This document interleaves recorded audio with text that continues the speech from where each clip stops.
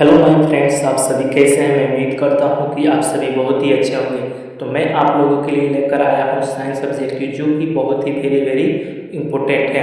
और यदि आप सभी नए हैं तो हमारे चैनल को सब्सक्राइब करें और अपने दोस्तों के पास शेयर करें। आप भी चाहते हैं बिहार बोर्ड टॉपर बनना तो हमारे चैनल को ज्वाइन करें, जो कि चैनल का नाम है हमारा एजुकेशन पॉइंट। तो चलिए देरी न करते हुए हम अपने प्रश्न की ओर बढ़ते हैं। हमारा प्रश्न क्या कहता है, तो हम यहाँ पर देखेंगे कि पहला प्रश्न हमारा क्या कहता है। किसी प्रकाश स्रोत के सामने एक रुकावट रख देने पर क्या बनता है। इसका सही आंसर हमारा क्या हो जाएगा, छाया। हम अपने दूसरे प्रश्न की ओर बढ़ेंगे। दूसरा प्रश्न हमारा क्या कहता है, चलिए समतल दर्पण की फोकस दूरी होती है। तो समतल दर्पण की फोकस दूरी क्या होती है, अनंत होती है। इसका सही आंसर दूसरा का डी हो जाएगा। हम अपने तीसरे प्रश्न की ओर बढ़ते हैं। तीसरा प्रश्न क्या कहता है, 1 मीटर फोकस दूरी वाले उत्तल लेंस की क्षमता होगी। तो तीसरे प्रश्न का आंसर हमारा क्या हो जाएगा, राइट आंसर इसका सी हो जाएगा। तीसरे प्रश्न का राइट आंसर हमारा क्या होगा, सी। तो चलिए हम यहाँ पे देखते हैं कहा कि सी हमारा कहाँ पे है। राइट आंसर हमारा क्या हो जाएगा, सी। हम अपने चौथे प्रश्न की ओर बढ़ते हैं। चौथा प्रश्न क्या कहता है, निम्नलिखित में से किस लेंस को अपसारी लेंस कहते हैं। तो इसका चौथा का राइट आंसर हो जाएगा बी। अवतल लेंस को क्या कहते हैं, अपसारी लेंस कहते हैं। हम पांचवें प्रश्न की ओर बढ़ते हैं। पांचवा प्रश्न, प्रकाश की चाल विभिन्न माध्यमों में होता है। तो प्रकाश की चाल जो होती है भिन्न भिन्न होती है। पांचवा का राइट आंसर ए। छठवां प्रश्न की ओर बढ़ेंगे। छठवां प्रश्न क्या कहता है, किसी लेंस द्वारा उत्पन्न आवर्धन का असही मात्रक क्या है। तो छठवां प्रश्न का सही आंसर क्या हो जाएगा, राइट आंसर इसका छठवां का डी हो जाएगा, मात्रक विहीन। सातवां प्रश्न की ओर बढ़ेंगे। सातवां प्रश्न क्या कहता है, निम्नलिखित में से किसका अपवर्तनांक सबसे अधिक होता है। तो बता दें मैं कि सबसे अधिक अपवर्तनांक हीरा का होता है। किसका होता है, हीरा का। इसका राइट आंसर बी हो जाएगा। आठवें प्रश्न की ओर बढ़ेंगे। एक अभिसारी लेंस बनता है। तो आठवां का राइट आंसर बी होगा, कभी आभासी तो कभी वास्तविक प्रतिबिंब। चलिए हम अपने चौथे प्रश्न की ओर, नौवें प्रश्न की ओर बढ़ते हैं। नौवां प्रश्न हमारा क्या कहता है, आकाश का नीला रंग होना किस परिघटना का परिणाम है। तो इसका नौवां का राइट आंसर क्या हो जाएगा हमारा, प्रकीर्णन। नौवां का राइट आंसर बी, प्रकीर्णन। 10वें प्रश्न की ओर बढ़ेंगे। प्रकाश का प्राथमिक बण है। प्रकाश का क्या है, प्राथमिक बण है। प्राथमिक बण क्या हो जाएगा हमारा, राइट आंसर 10 का ए, मतलब लाल। हम 11वें प्रश्न की ओर बढ़ेंगे। 11वां प्रश्न क्या कहता है, बृहद संख्या में प्रकाश सुग्राही कोशिकाएं कहाँ होती है। तो 11वां प्रश्न का हमारा राइट आंसर हो जाएगा सी। क्या हो जाएगा, सी, रेटिना में। हम 12वें प्रश्न की ओर बढ़ेंगे। 12वां प्रश्न हमारा क्या कहता है, दूरदृष्टि दोष के उपचार के लिए किस लेंस का प्रयोग होता है। तो बता देगा 12वें प्रश्न का आंसर हो जाएगा वो उत्तल लेंस। 13वें प्रश्न की ओर चलते हैं। 13वां प्रश्न है, मानव नेत्र के लिए दृष्टि का स्थायित्व होता है। तो 13वें का राइट आंसर क्या हो जाएगा, बी, 1/10 सेकेंड। 14वां प्रश्न देखेंगे हम कि 14वां प्रश्न क्या कहता है, निम्नलिखित में कौन सा मात्रक वाट के बराबर होता है। तो इसका सही आंसर क्या हो जाएगा, 14वें का राइट आंसर बी, J/सेकेंड। हम 15वें प्रश्न की ओर बढ़ेंगे। 15वां प्रश्न क्या कहता है, 1 किलोवाट घंटा बराबर होता है। तो बता देगा कि 15वें का राइट आंसर क्या हो जाएगा, 1 यूनिट, मतलब का राइट आंसर सी। 15वें का राइट आंसर क्या हो जाएगा, सी।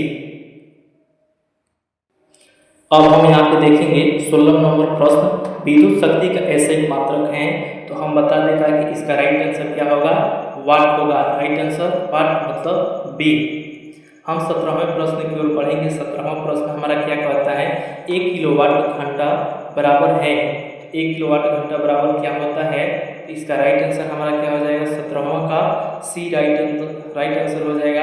18वां प्रश्न की ओर बढ़ेंगे। 18वां प्रश्न क्या कहता है, दाएं हाथ के अंगूठे के नियम को किसने प्रतिपादित किया था। तो इसका राइट आंसर क्या हो जाएगा, 18वां का राइट आंसर सी हो जाएगा। फ्लेमिंग का दाएं हाथ का नियम आप लोग पढ़े होंगे। तो चलिए हम 19वें प्रश्न की ओर बढ़ते हैं। 19वां प्रश्न हमारा क्या कहता है, विद्युत फ्यूज धारा के किस सिद्धांत पर कार्य करता है। इसका भी राइट आंसर हमारा क्या हो जाएगा, 19 का सी, ऊष्मीय सिद्धांत पर यह क्या करता है, कार्य करता है। हम 20वें प्रश्न पर बढ़ेंगे। एक ma बराबर है, एक ma बराबर कितना होता है, तो एक ma बराबर 10 के पावर -6 एम्पियर होता है। इसका राइट आंसर डी हो जाएगा। हम अपने 21वें प्रश्न पर बढ़ेंगे। प्रतिरोध का मान बढ़ाने के लिए प्रतिरोधकों को जोड़ा जाना चाहिए, तो 21 का हमारा राइट आंसर क्या हो जाएगा, 21 का ए श्रेणी क्रम। चलिए हम दोस्तों अब 22वें प्रश्न की ओर बढ़ेंगे। 22वां प्रश्न क्या कहता है, इलेक्ट्रिक हीटर की कुंडली बनाने में किस पदार्थ का प्रयोग किया जाता है, तो बता दें इसका 22 का राइट आंसर सी नाइक्रोम का क्या किया जाता है, प्रयोग किया जाता है। 23वां प्रश्न देखेंगे, निम्नलिखित में से कौन ग्लोबल वार्मिंग के लिए उत्तरदायी है, तो ग्लोबल वार्मिंग के लिए उत्तरदायी राइट आंसर CO2। CO2 का रासायनिक नाम हो जाता है कार्बन डाइऑक्साइड। हम अपने 24वें प्रश्न की ओर पढ़ेंगे। 24वां प्रश्न हमारा क्या कहता है, 24वां प्रश्न ये है हमारा, इनमें से कौन जीवाश्म ईंधन है, तो इसका राइट आंसर क्या हो जाएगा, उपयुक्त सभी, क्योंकि पेट्रोलियम और प्राकृतिक और कोयला जो है ये सभी क्या है, जीवाश्म ईंधन है। चलिए हम अपने इस पे पहले हम क्या करेंगे, टिक लगा दें। 24वां का उपयुक्त सभी हो जाएगा। हम अपने 25वें प्रश्न की ओर बढ़ेंगे। सूर्य तथा अन्य तारों द्वारा उत्सर्जित विशाल ऊर्जा का स्रोत है, तो क्या हो जाएगा, 25वां का आंसर नाभिकीय संलयन। 25 का राइट आंसर बी हो जाएगा। हम अपने 26वें प्रश्न की ओर बढ़ेंगे। 26वां प्रश्न क्या कहता है, टिहरी बांध निर्माण का उद्देश्य क्या था, तो टिहरी बांध निर्माण का उद्देश्य भूमि सिंचाई था, बिजली उत्पादन था, जल आपूर्ति था, और डी ऑप्शन है इनमें से सभी, तो इनमें से सभी हमारा क्या हो जाएगा, राइट आंसर हो जाएगा 26 का डी। 27 नंबर प्रश्न देखेंगे, खिलौने में किस खेल का उपयोग होता है, खिलौने में किस खेल का उपयोग होता है, तो इसका सही आंसर क्या हो जाएगा, सूखा सेल। खिलौने में जो होता है वो सूखा सेल का उपयोग होता है।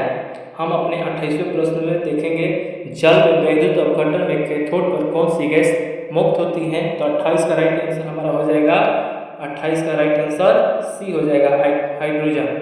हम 29 देखेंगे। 29वां प्रश्न क्या कहता है, नीचे दी गई अभिक्रिया के संबंध में कौन सा कथन सत्य है, ZnO+C अभिक्रिया करके Zn+CO बना रहा है, तो 29 का राइट आंसर क्या हो जाएगा हमारा, 29 का राइट आंसर डी, कार्बन अपचयित हो रहा है। इसमें जो क्या हो रहा है, कार्बन अपचयित हो रहा है, तो इसका राइट आंसर बी हो जाएगा।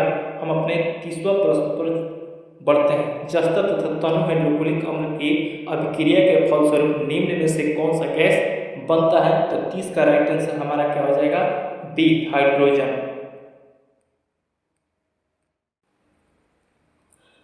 31 नंबर प्रश्न देखेंगे। यहाँ पे निम्नलिखित में कौन सी गैस चूना जल को दूधिया कर देती हैं, तो इसका राइट आंसर क्या हो जाएगा, CO2।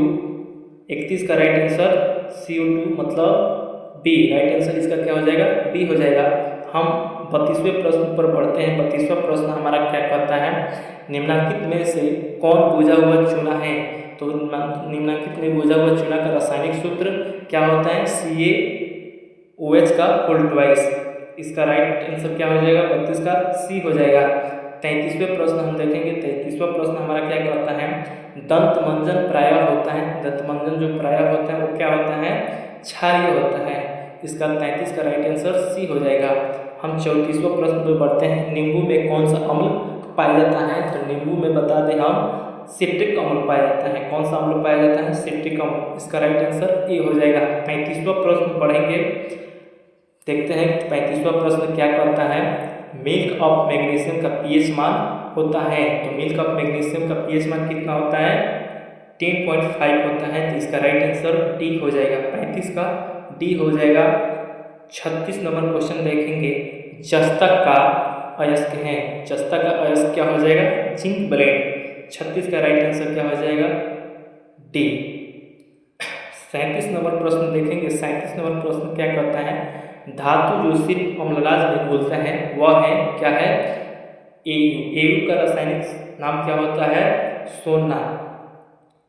अब हम 38 नंबर प्रश्न पढ़ते हैं। 38 नंबर प्रश्न क्या कहते हैं, निम्नलिखित में कौन आयनिक यौगिक नहीं है, तो इसका राइट आंसर क्या हो जाएगा, 38 का HCN, राइट आंसर डी। हम 39 नंबर प्रश्न पढ़ते हैं। हीलियम गैस है, तो हीलियम गैस क्या है, हीलियम एक अभिक्रिया गैस है, इसका राइट आंसर बी हो जाएगा। हम 40 नंबर प्रश्न पढ़ते हैं। 40 नंबर प्रश्न क्या कहते हैं, सबसे कठोर प्राकृतिक पदार्थ है, तो सबसे कठोर प्राकृतिक पदार्थ क्या है, 40 का डी, हीरा जो क्या है एक प्राकृतिक पदार्थ है और सबसे कठोर पदार्थ है। हम 42 नंबर प्रश्न पढ़ेंगे, कौन सा, 41 नंबर। बेंजीन का अणुसूत्र होता है, तो बेंजीन का अणुसूत्र क्या होता है, आप भी पढ़े होंगे, C6H6। राइट आंसर क्या हो जाएगा इसका, डी। 42 नंबर प्रश्न पर देखते हैं क्या कहता है। 42 नंबर प्रश्न, हाइड्रोजन के दो परमाणुओं के बीच कौन अबंध बनते हैं, तो इसका राइट आंसर क्या हो जाएगा, सी, एक अबंध बनता है। हम अपने 33वें नंबर प्रश्न को देखेंगे। 33वां नंबर प्रश्न हमारा क्या कहता है, चूना जल का रासायनिक नाम क्या है, चूना जल का रासायनिक नाम है, तो इसका राइट आंसर क्या हो जाएगा, बी, कैल्शियम हाइड्रोक्साइड।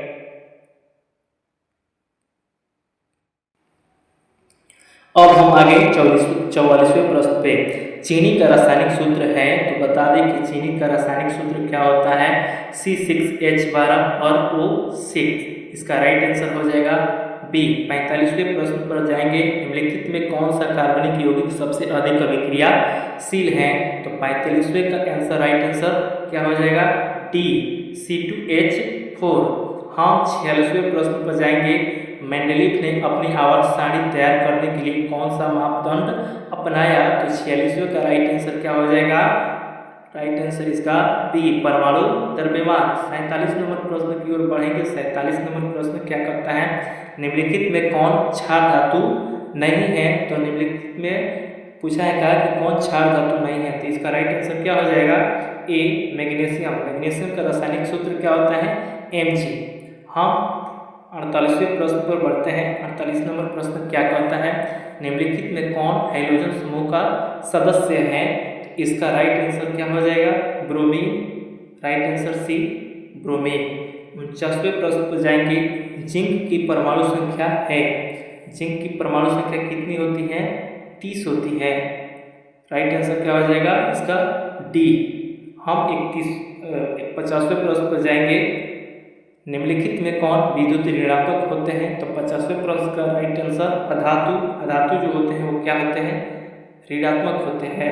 51वां प्रश्न हमारा है, देखेंगे क्या है, राजस्थान के किस ग्राम में चिपको आंदोलन के क्रम में महिलाओं ने जाने दी थी, महिलाओं ने क्या की थी, जाने दी थी, तो इसका राइट आंसर 51 का बी हो जाएगा, खेजरी।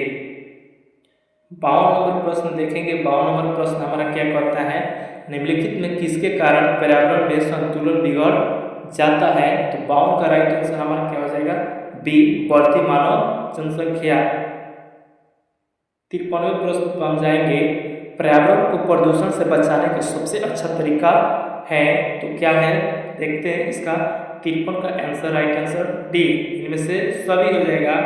क्यों, वस्तु का पुनर्चालन, वस्तु का पुनरुपयोग, वस्तु के उपयोग में कमी, डी, इनमें से सभी, तो इसका राइट आंसर क्या हो जाएगा, इनमें से सभी। हम 54वें प्रश्न की ओर पढ़ेंगे। 54 नंबर प्रश्न हमारा क्या कहता है, सौर सेल में किसका उपयोग होता है, सौर सेल में किसका उपयोग होता है, तो सौर सेल में हमारा सिलिकॉन का उपयोग होता है। अब हम पढ़ेंगे अपने 55 नंबर प्रश्न पे। 55 नंबर प्रश्न हमारा क्या कहता है, निम्नलिखित में कौन मुख्यतः बायोगैस है, इसका राइट आंसर क्या हो जाएगा, बी, CH4 जो है क्या है, बायोगैस है। हम 56 नंबर प्रश्न पर जाएंगे, मनुष्य के दांत की सबसे ऊपरी परत है, मनुष्य की जब जो दांत होती है उस सबसे ऊपरी परत को हम क्या कहते हैं, तो 56 का राइट आंसर क्या हो जाएगा, इनामेल। 57 नंबर प्रश्न देखेंगे। 57 नंबर प्रश्न क्या कहता है, जठर ग्रंथियां पाई जाती हैं, तो जठर ग्रंथियां अमाशय में पाई जाती हैं, इसका भी राइट आंसर क्या हो जाएगा, सी। हम अपने 58 नंबर प्रश्न पर पढ़ेंगे, निम्नलिखित में कौन वसा के पाचन में सहायक होता है, तो 58 का राइट आंसर क्या हो जाएगा, ए, लाइपेज। 59 नंबर प्रश्न पर जाएंगे। 59 नंबर प्रश्न क्या कहता है, पीत रस का रंग होता है, तो पीत रस का रंग क्या होता है, हरा होता है, इसका राइट आंसर क्या हो जाएगा, बी। 60 नंबर प्रश्न देखेंगे, पौधे में श्वसन होता है, तो पौधे में श्वसन किसके द्वारा होता है? तना में, पत्तियों में, जड़ में, इनमें से सभी। तो 60 का राइट आंसर क्या हो जाएगा? डी, इनमें से सभी। हम 61 नंबर प्रश्न पर बढ़ते हैं। 61 नंबर प्रश्न हमारा क्या कहता है? हरे पौधे रात्रि में किस गैस का निष्कासन करते हैं? तो हरे पौधे जो होते हैं रात्रि में कार्बन डाइऑक्साइड का निष्कासन करते हैं। इसका राइट आंसर ए हो जाएगा। हम 62 नंबर प्रश्न पे जाएंगे। 62 नंबर प्रश्न क्या कहता है? कीड़वन के फलस्वरूप कितने एटीपी का निर्माण होता है? तो 62 का राइट आंसर हमारा ए हो जाएगा। इसका भी राइट आंसर हमारा ए, 0, 2। अब हम अपने 63 नंबर प्रश्न पर जाएंगे। सामान्य डायस्टोलिक रक्तदाब होता है, तो सामान्य रक्तदाब कितना होता है? 120 होता है। कितना होता है? 120। इसका भी राइट आंसर बी हो जाएगा। अब हम अपने 64 नंबर प्रश्न पर जाएंगे। पौधों में वाष्पोत्सर्जन किस अंग में होता है? इसका राइट आंसर क्या हो जाएगा? 64 का बी, पत्ती में होता है। किस में होता है? पत्ती में। हम 65 नंबर प्रश्न की ओर बढ़ेंगे। 65 नंबर प्रश्न हमारा क्या कहता है? 65 नंबर प्रश्न ये है, अस्थि क्या है? तो अस्थि क्या है? एक क्या है? उत्तक है। इसका राइट आंसर क्या हो जाएगा? सी, उत्तक है अस्थि। हम 66 नंबर प्रश्न पढ़ते हैं। पादप में अवशिष्ट संचित रहते हैं, तो क्या रहते हैं संचित? इसका राइट आंसर क्या हो जाएगा? इन सभी में। ए है छाल में, बी है पत्तियों में, सी है कोशिकीय रिक्तिकाओं में, डी है इन सभी में। तो इसका राइट आंसर क्या हो जाएगा? इन सभी में। हम अपने 67 नंबर प्रश्न पर जाएंगे। देखते हैं ये क्या कहता है। वृक्क की संरचनात्मक एवं क्रियात्मक इकाई को कहते हैं। तो 67 नंबर प्रश्न हमारा है क्या? Right answer C, nephron. इसका राइट आंसर क्या हो जाएगा? नेफ्रॉन। हम अपने 68 नंबर प्रश्न पर जाते हैं। पौधे के उत्सर्जित पदार्थ हैं, तो पौधे के उत्सर्जित पदार्थ क्या है? टैनिन, बी रेजिन, सी गोंद, डी इनमें से सभी। इसका राइट आंसर क्या हो जाएगा? इसका राइट आंसर डी हो जाएगा, इनमें से सभी।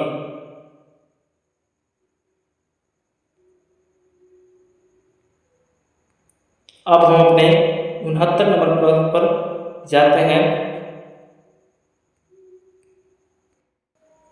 तो 69 नंबर प्रश्न हमारा ये है, स्मरण शक्ति का मुख्य केंद्र है। तो स्मरण शक्ति का मुख्य केंद्र क्या है? सेरिब्रम। इसका राइट आंसर क्या हो जाएगा? डी। 70 नंबर प्रश्न पर जाएंगे। जड़ का अधोगामी वृद्धि कहलाता है, तो जड़ का अधोगामी वृद्धि क्या कहलाता है?